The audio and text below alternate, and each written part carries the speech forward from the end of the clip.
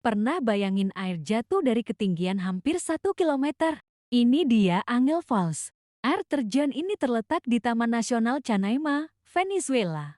Angel Falls adalah air terjun tertinggi di dunia. Tingginya 979 meter. Itu setara kayak 3 kali menara Eiffel ditumpuk, saking tingginya.